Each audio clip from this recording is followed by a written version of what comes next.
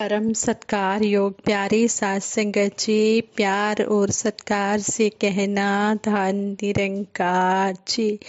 साथ संगत जी, आज दासी आप जी के चरणों में सतगुरु बाबा हरदेव सिंह जी महाराज के कुछ सुनहरी यादें रखने जा रही हैं। आप जी परवान करना। कृपा के सागर सतगुरु बाबा हरदेव सिंह जी महाराज के बारे में कुछ सुनहरी यादें। सात संगत जी, ये जो सुनहरी यादों का वर्णन किया है, ये कलकत्ता पश्चिमी बंगाल के महात्मा जी ने किया है। दासी उनके विचार आप जी के चरणों में शेयर करने जा रही है। आप जी परवान करें, अगर कोई गलती हो जाए तो क्षमा करें। उन्होंने सतगुरु बाबा जी के बारे में बताया है और संपूर्ण अवतार बानी का ये शब्द भी लिया है और इसमें कहा है शहनशाह जी ने, सतगुरु आमदै दुनिया उत्ते केवल पर उपकार लही। यह पूरी तरह सत्य इलाही वाणी है। युगों युगों से परोपकार ही सतगुरु का संसार में आना लक्ष्य रहा है। सतगुरु बाबा हरदेव सिंह जी महाराज से संबंधित ऐसी अनेकों सुमधुर यादें आज भी जहन में तरोताजा हैं, जो उनकी दया, करुणा और उदारता को प्रकट करती हैं और हमें जीवन जीने का सही रास्ता दिखाती हैं। जन जन के हृदय सम्राट सतगुरु बाबा हरदेव सिंह जी की यादें भाव विभोर करने वाली हैं। वे हर घटना में अच्छाई को प्रकट करते थे और हर कदम में सच्चाई को फैलाने का भाव रखते थे। युग प्रवर्तक बाबा गुरबचन सिंह जी महाराज जब निरंकार में लीन हुए, तब उनकी याद में अप्रैल में दिल्ली में संत समागम रखा गया। उस समागम में ये महात्मा भी गए। ये महात्मा पश्चिमी बंगाल के हैं और ये बता रहे हैं कि दास भी उस समागम में गया। टिकट बुक करने के समय यह सोचा कि बाबा हरदेव सिंह जी महाराज चुप रहते हैं, बात कम करते हैं, इसलिए समागम के बाद क्या रुकना, समागम करके वापस आ जाएंगे। दिल्ली पहुंचकर समागम में शामिल हुए। जब समागम की समाप्ति हुई तो बाद में कुछ लोग वापस जाने लगे और कुछ कोठी की ओर जाने लगे। तो दास ने सोचा कि जाना तो सुबह है, क्यों ना मैं भी कोठी हो आऊं।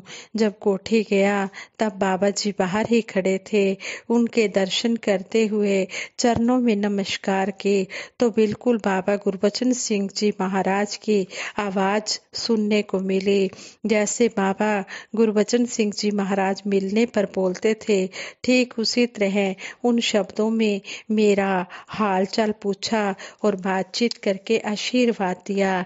यह देखकर दास को अपने ऊपर बहुत गलानी हुई कि दास की गुरु के प्रति क्या सोच थी, पर यहाँ तो यह जोत वही है।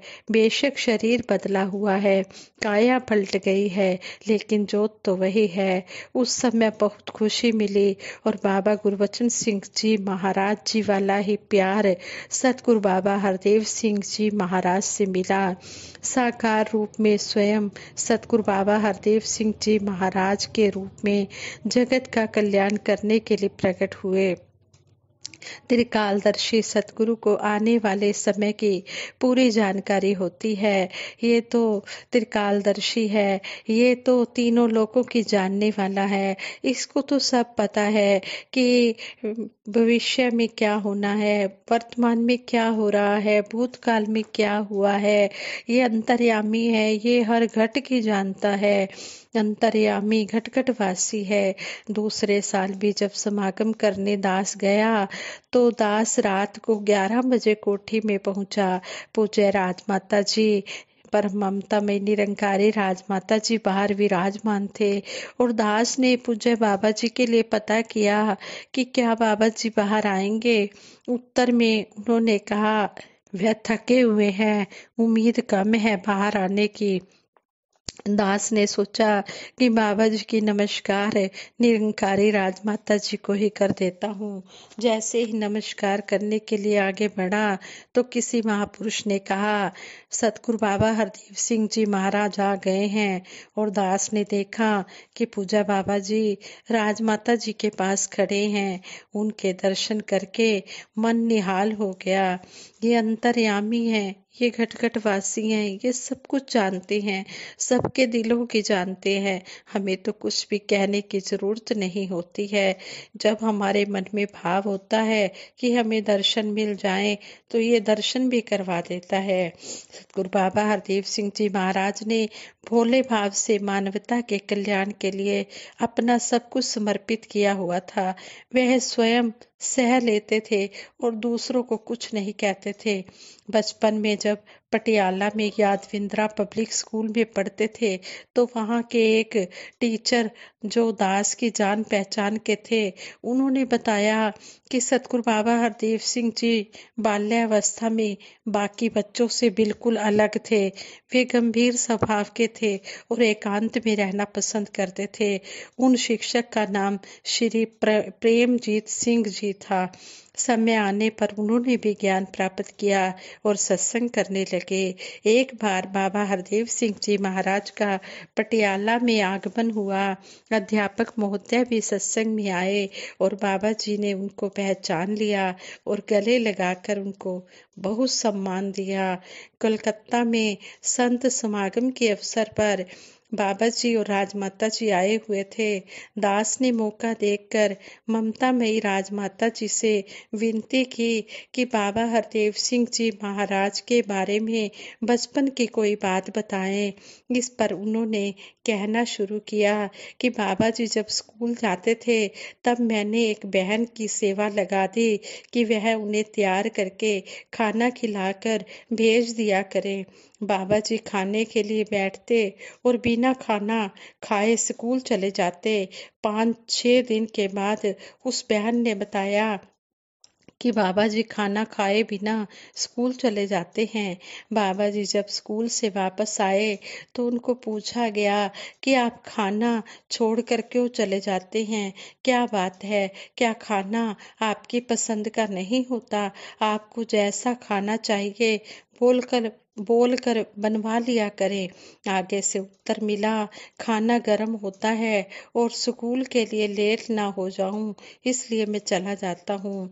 सहृदय बाबा जी ने खाने के लिए भी यह कहना सही नहीं समझा कि खाना ठंडा करके दिया करें।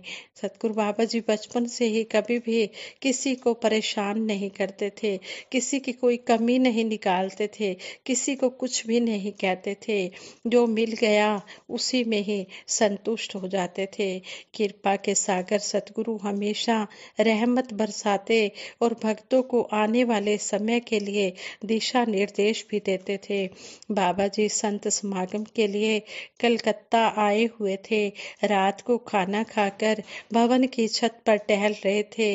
अचानक दास की तरफ इशारा करके पास बुलाया और कहने लगे, वह देखो दूर आसमान में कुछ चमकता हुआ नजर आ रहा है। दास ने बड़े ध्यान से देखा तो कुछ भी चमकता हुआ नजर नहीं आया।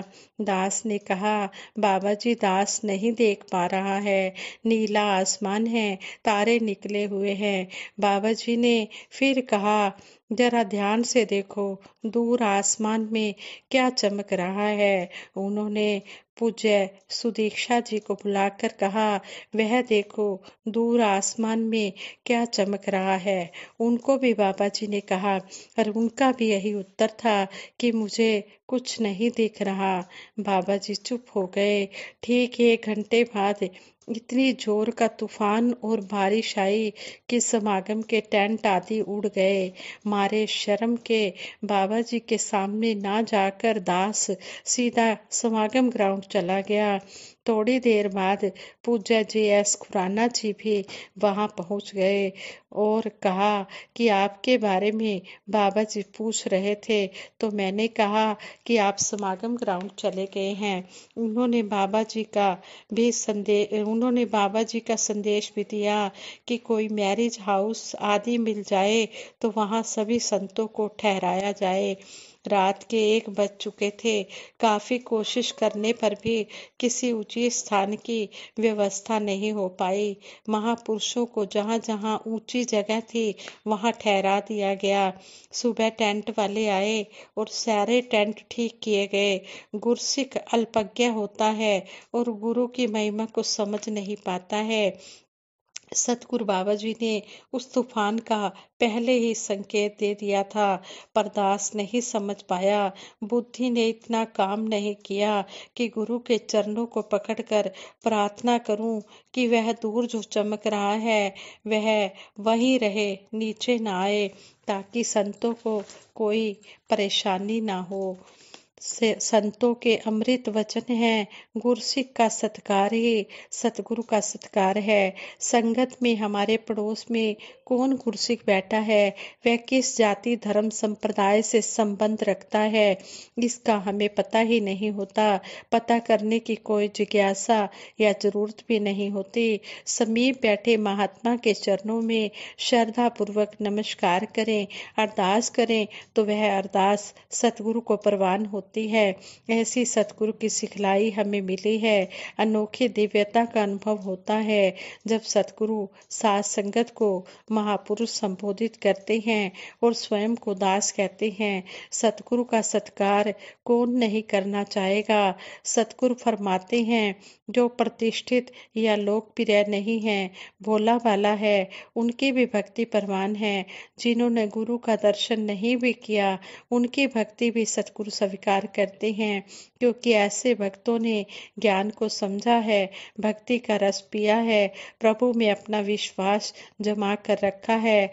इस तरह सतगुरु माता सुदीक्षा जी महाराज भी हमें प्यार से रहने और प्यार दिखाने का ढंग हम सभी को प्रदान कर रहे हैं। सतगुरु का संसार में आगमन ही भक्तों के कल्याण के लिए होता है। पवित्र अवतार वाणी का शब्द है, सारे ही संसार की खातिर सतगुरु जग में आता है। केवल परोपकार की खातिर सतगुरु जग में आता है। सतगुरु तो सारे संसार के लिए ही इस दुनिया में आता है और सारे संसार का उद्धार करता है, सारे संसार को इस परम पिता से मिलाने का काम करता है। लेकिन जिज्ञासु के मन में भाव भी होना चाहिए कि मैंने इस परम पिता परमात्मा को पाना है। सतगुरु तो कभी भी किसी के साथ कोई भेदभाव नहीं करता है। सतगुरु की नजर में तो सभी हैं बराबर। सतगुरु ने किया ना किसी का निरादर। सतगुरु तो सबको सम दृष्टि से देखते हैं। गुरसिख भी इसी तरह सतगुरु की दृष्टि से अगर देखने लग जाएगा तो वो भी इसी तरह संसार में पूजा जाएगा। और कहते हैं कि जो गुरु की बात को महात्मा मानते हैं, गुरसिख मानते हैं, वो सतगुरु के दिल में बस जाते हैं। सतगुरु के चरणों में हम यही अरदास करते हैं, हे सच्चे पातशाह, जो जो भी आप जी हमें कर्म करना सिखा रहे हैं, हम उस कर्म को करते चले जाएं और आप जी को हम खुश करते चले जाएं, आपकी मुस्कान का कारण बनते चले जाएं।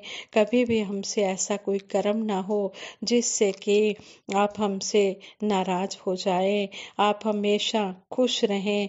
नाराज तो सतगुरु कभी होता ही नहीं है, पर कभी भी हम ऐसा कोई कर्म ना करें कि जिससे आप को बार बार हमें समझाना पड़े कि ये कर्म करना है।